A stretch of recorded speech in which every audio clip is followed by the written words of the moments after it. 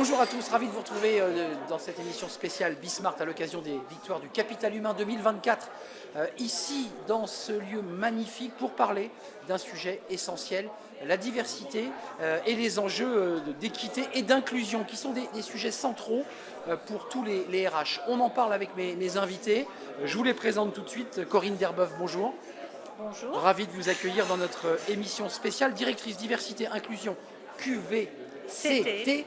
On parlait de QVT auparavant, maintenant c'est QVCT, Opération France chez Schneider Electric. C'est 200 000 collaborateurs dans le monde et en France. 160 000. 160 000 et en France. Et 15 000 en France. 15 000 en France. Et on va parler avec vous de vos politiques d'inclusion, de diversité et de la manière dont vous accueillez ces collaborateurs. Merci en tout cas d'être là.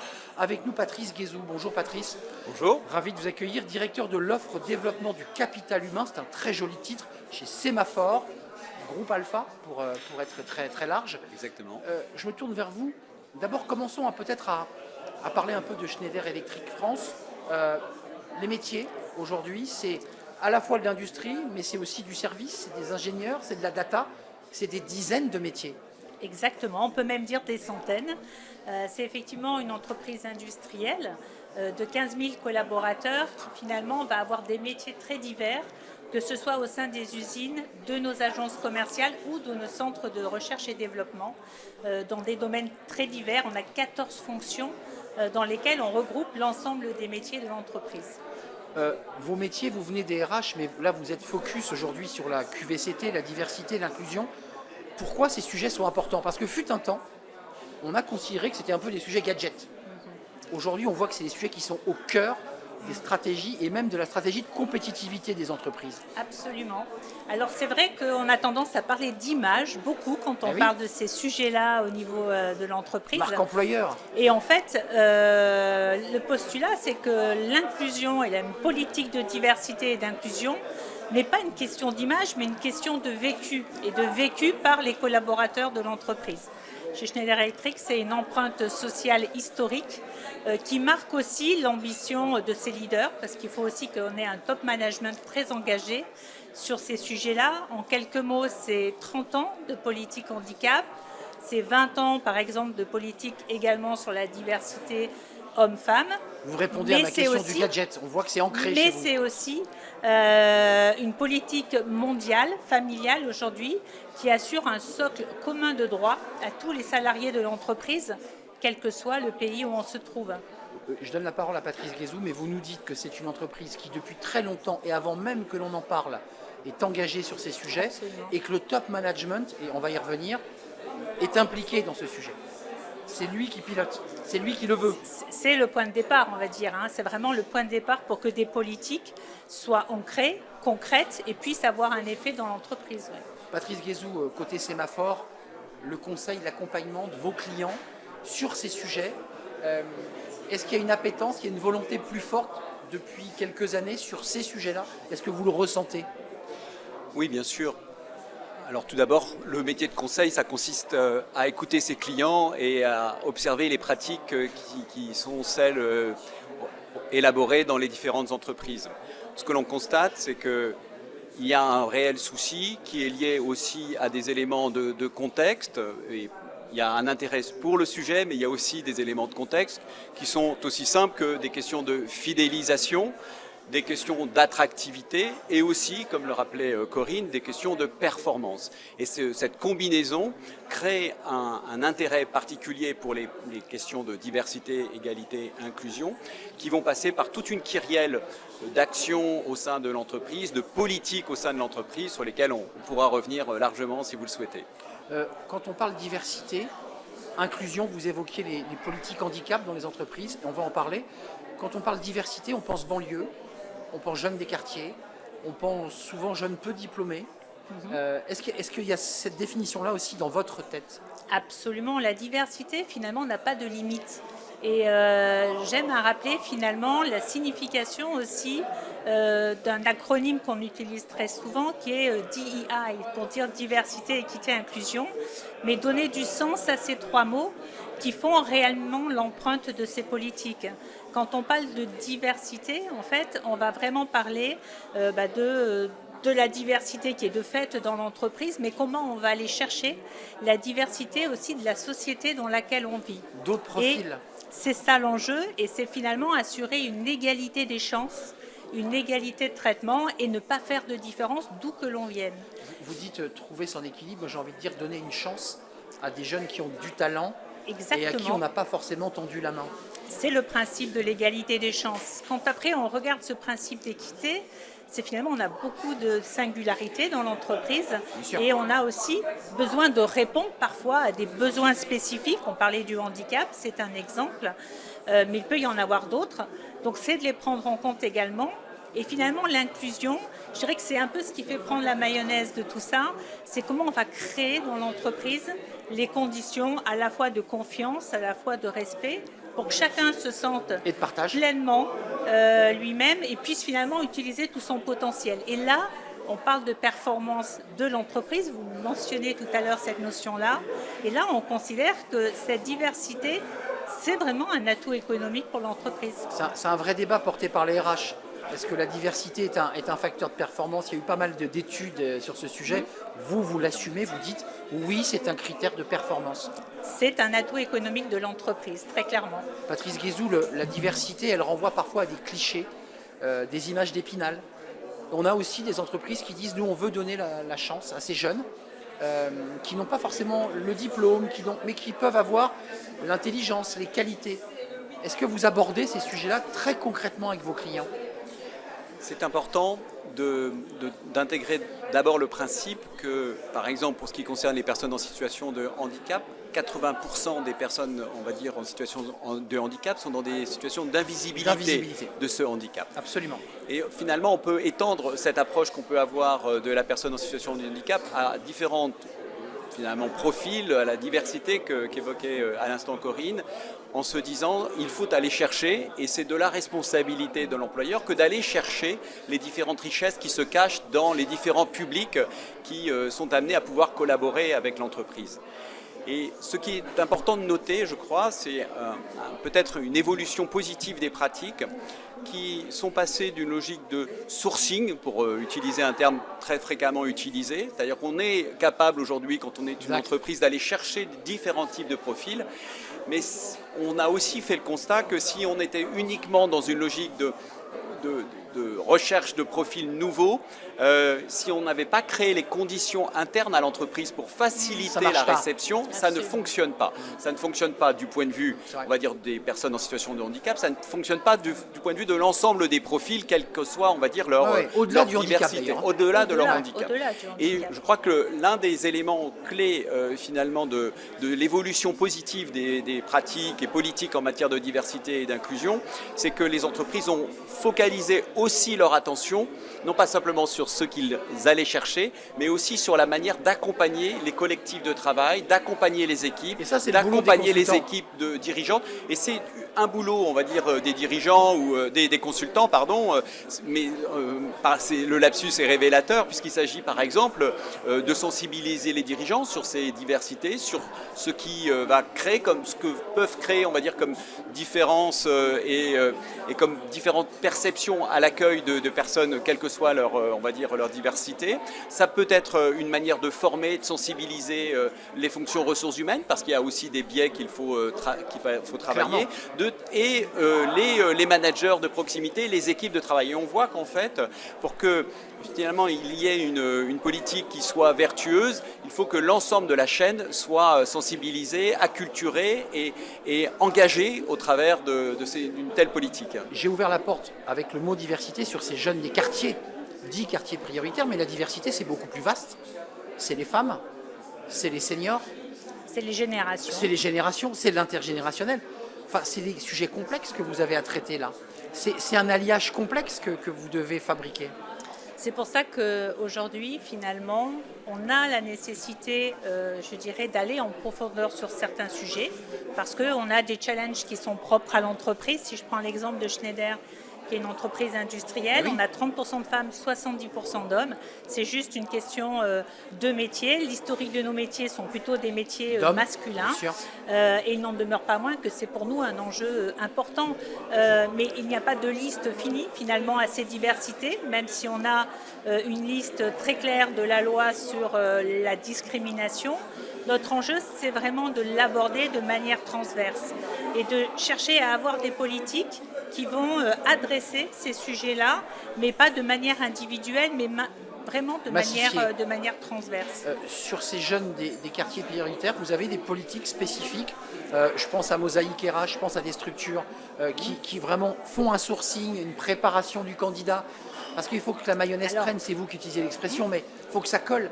Quand on rentre sur un site de production, il faut que les habitus sociologiques fonctionnent. Et ça, c'est très important.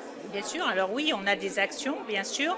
Je dirais que ce qui est important, c'est que, comme le disait Patrice, le collectif de travail soit accueillant de cette diversité. Faut que ça soit ouvert. Pas seulement manager, mais manager et collaborateur. Donc il faut être accueillant, avoir cette culture de respect de la différence.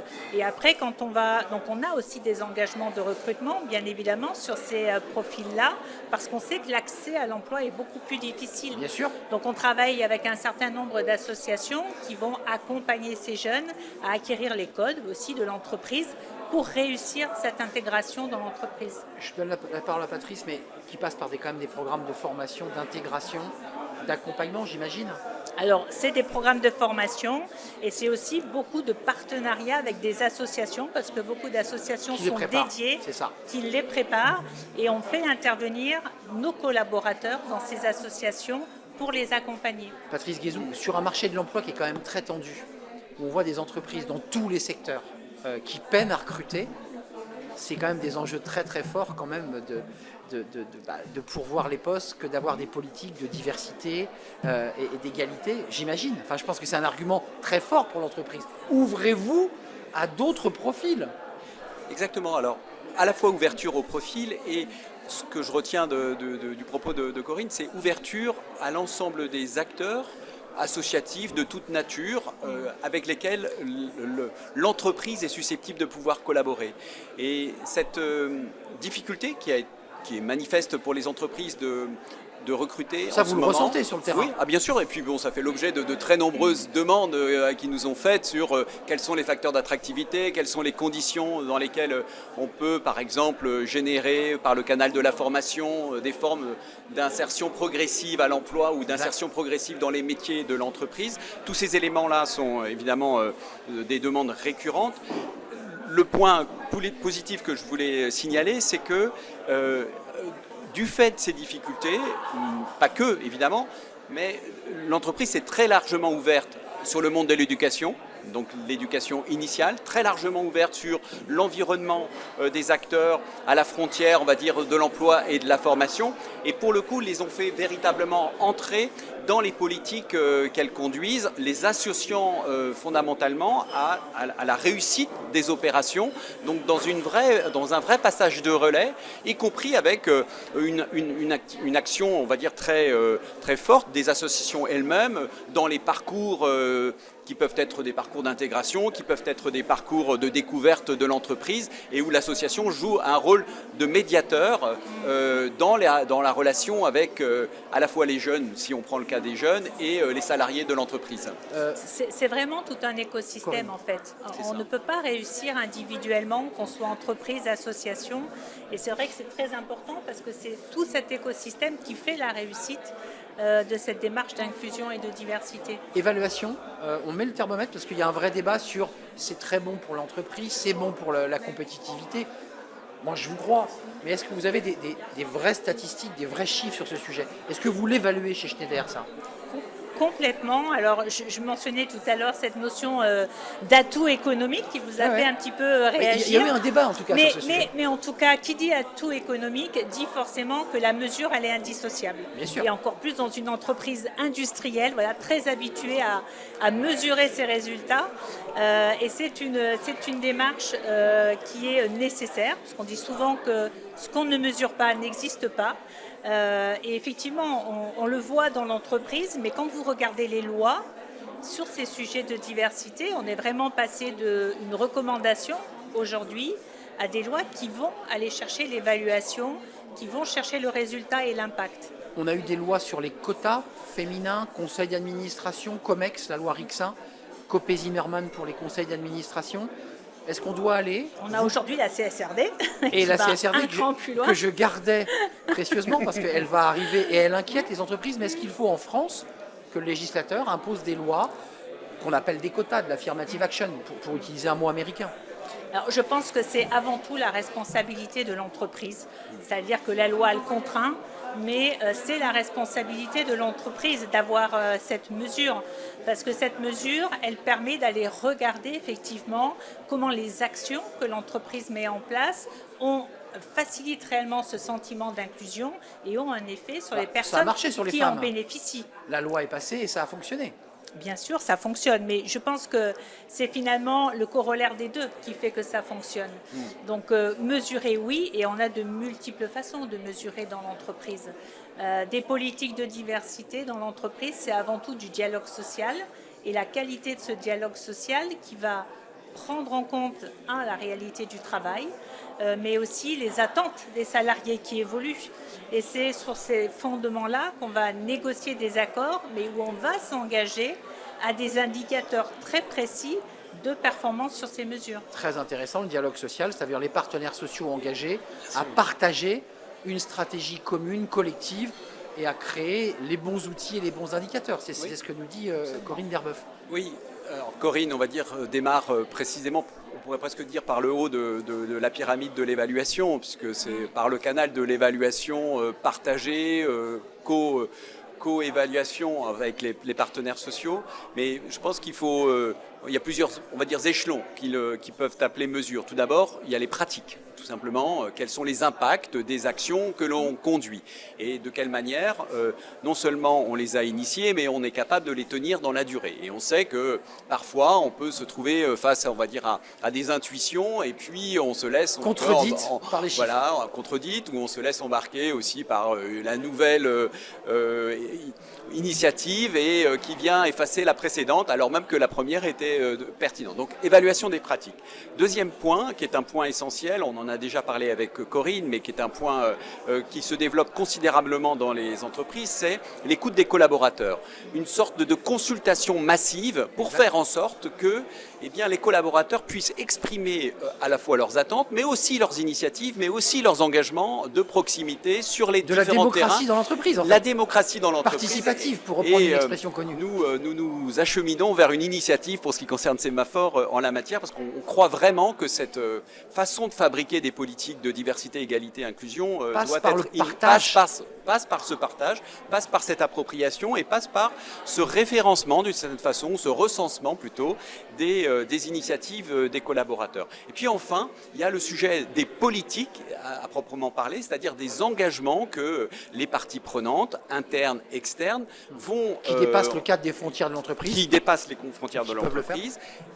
Comment ces parties prenantes, non seulement se fixent un cadre, la plupart du temps, pour ce qui concerne en tout cas notre périmètre en France, ce sont les accords, mais non seulement donc se fixent un cadre, mais le suivent et se donnent les outils, les fameux KPI, comme on dit, qui vont leur permettre de vérifier les progrès que l'on réalise au fil des années. Côté Sémaphore, vous avez des chiffres ou en tout cas un regard qui prouve que ça fonctionne?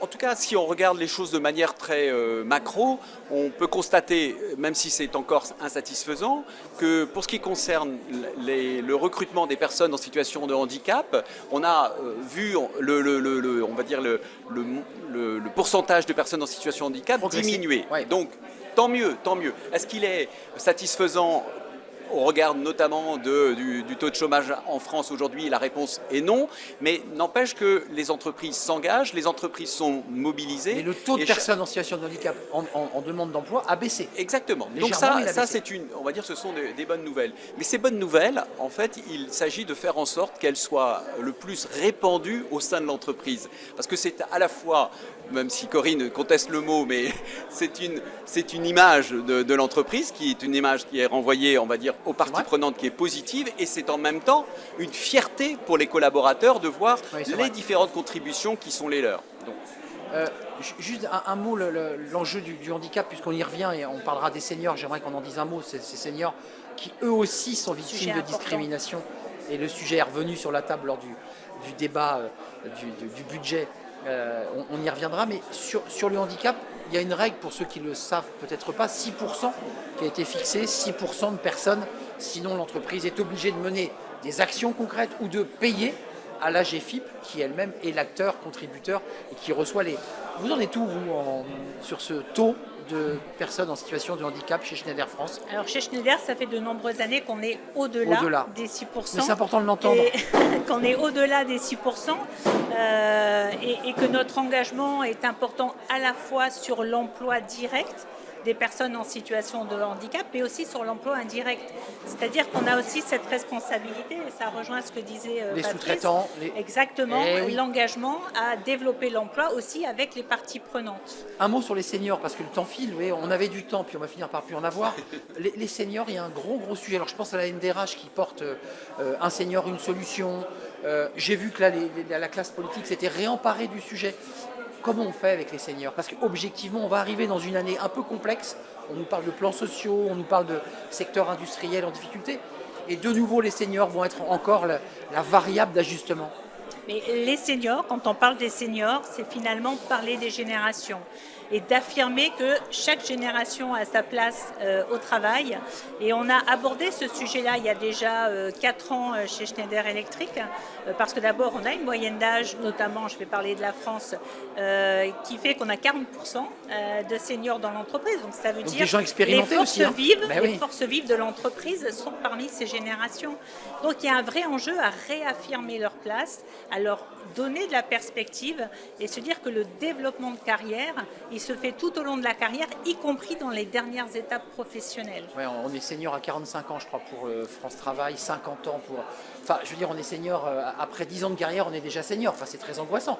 Vous, le consultant et le directeur Sémaphore, comment vous regardez ce sujet? Qu'est-ce que vous dites à vos clients? Protégez vos seniors, proposez-leur des programmes d'accompagnement, formez-les. Enfin, ne les stigmatisez pas. Voilà, ne les laissez pas de côté. Ne les stigmatisez pas. Ne les mettez pas au placard, quoi.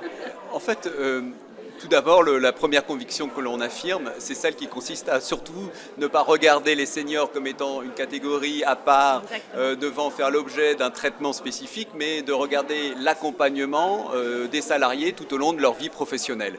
Et sur ce seul registre, on a encore énormément de progrès à faire.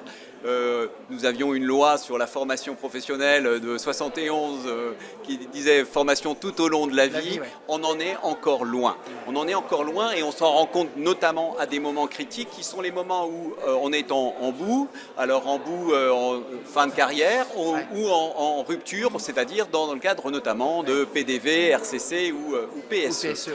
Donc on a un sujet qui est celui de comment on accompagne les carrières d'une manière globale et de quelle façon on valorise les actifs qui sont les actifs développés par les salariés, aussi bien dans l'entreprise qu'à l'extérieur de l'entreprise. Tout ce qu'on vient d'évoquer ensemble sur la diversité, l'égalité, l'inclusion, se traduisent opérationnellement par des engagements forts de la part des collaborateurs. De quelle manière on valorise ces actions, de quelle manière on valorise les compétences qui ont été acquises, de telle sorte que ça puisse faire l'objet d'une consolidation pour et au motif, on va dire, de leur employabilité future.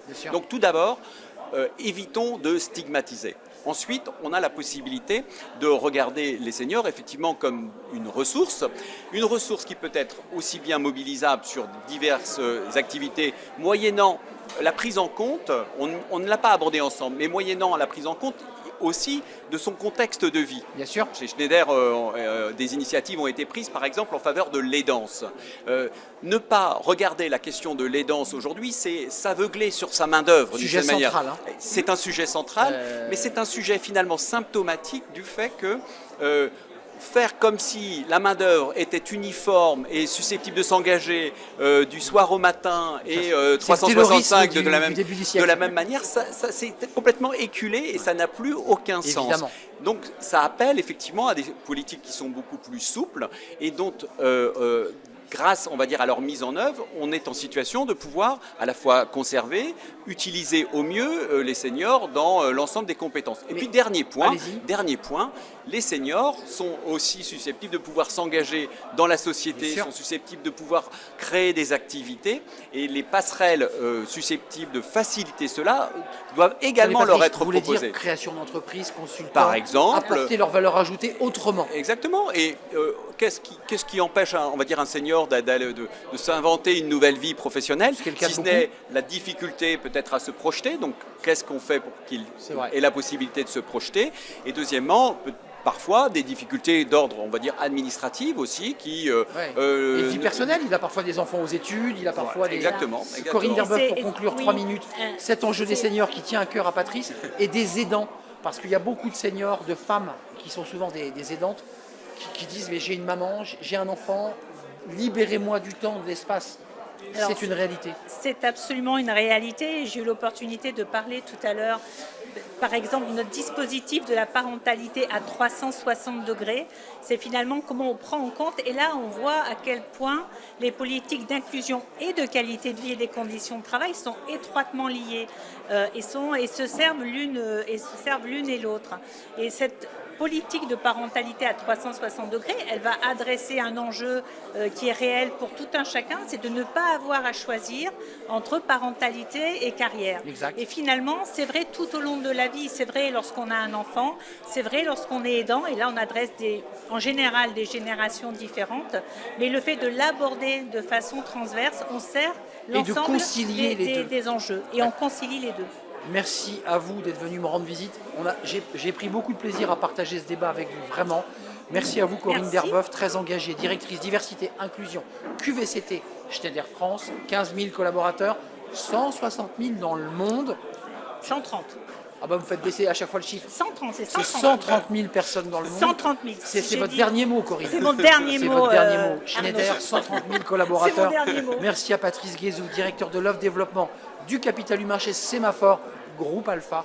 C'était un vrai plaisir. Merci à vous. Merci de votre fidélité. Merci d'avoir suivi cette émission spéciale. Merci aux équipes techniques, Nicolas Juchat et toutes les équipes FICAD qui m'ont accompagné. Merci à Fabien à la réalisation. Je vous dis à très bientôt. Bye bye.